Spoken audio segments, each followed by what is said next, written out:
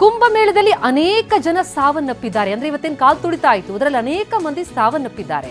ತ್ರಿವೇಣಿ ಸಂಗಮದಲ್ಲಿ ಸ್ನಾನಕ್ಕೆ ಅವಕಾಶ ಸಿಕ್ಕಿಲ್ಲ ಅಂತ ಕರ್ನಾಟಕದವರು ಪ್ರಯಾಗರಾಜ್ನಿಂದ ರಘು ಸಕಲೇಶ್ಪುರ ಅವರು ಮಾಹಿತಿಯನ್ನ ಕೊಟ್ಟಿದ್ದಾರೆ. ಅಲ್ಲಿಗೆ ಹೋದವರು ರಘು ಚಿಕ್ಕಮಗಳೂರಿನವರು, ಬಜರಂಗ ದಳದ ಮುಖಂಡರು. ಗಂಗಾ ತಟದಲ್ಲಿ ಸ್ನಾನಕ್ಕೆ ಅವಕಾಶ ಕಲ್ಪಿಸಲಾಗಿದೆ, ಯಾರೂ ಭಯಪಡಬೇಕಾಗಿಲ್ಲ ಅಂತ ಮಾಹಿತಿಯನ್ನ ಹಂಚಿಕೊಂಡಿದ್ದಾರೆ. ಜೊತೆಗೆ ತ್ರಿವೇಣಿ ಸಂಗಮದಲ್ಲಿ ಸ್ನಾನಕ್ಕೀಗ ಅವಕಾಶವನ್ನ ಸಿಗ್ತಾ ಇಲ್ಲ ಅನ್ನೋದನ್ನ ಮಾಹಿತಿಯನ್ನ ಹಂಚಿಕೊಂಡಿದ್ದಾರೆ. ಪ್ರಯಾಗರಾಜ್ನಿಂದ ರಘು ಸಕಲೇಶ್ಪುರ ಮಾಹಿತಿಯನ್ನು ಕೊಟ್ಟಿದ್ದಾರೆ.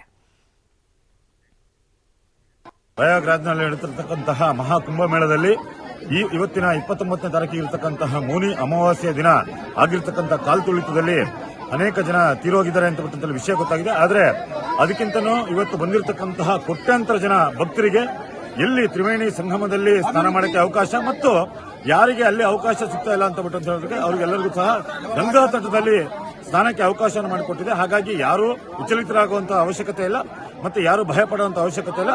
ಕರ್ನಾಟಕದಿಂದ ಮತ್ತು ಇಡೀ ಭಾರತ ದೇಶದಿಂದ ಅತಿ ಹೆಚ್ಚಿನ ಭಕ್ತಾದಿಗಳು ಬಂದು 144 ವರ್ಷಕ್ಕೆ ನಡೆಯುವಂತಹ ಈ ಕುಂಭಮೇಳದಲ್ಲಿ ಭಾಗವಹಿಸಿ ಎಲ್ಲರೂ ಸಹ ಮಿಂದೆದ್ದು ತಮ್ಮ ದೋಷಗಳನ್ನು ಪರಿಹಾರ ಮಾಡಿಕೊಳ್ಬೇಕು ಅಂತ ತಮ್ಮಲ್ಲಿ ಕೇಳ್ಕೊಳ್ತೀನಿ. ಪ್ರಯಾಗರಾಜ್ನಲ್ಲಿ ನಡೆತಿರ್ತಕ್ಕಂತಹ ಮಹಾಕುಂಭಮೇಳದಲ್ಲಿ ಇದು ಕುಂಭಮೇಳದಲ್ಲಿ ಭಾಗಿಯಾದಂಥವರು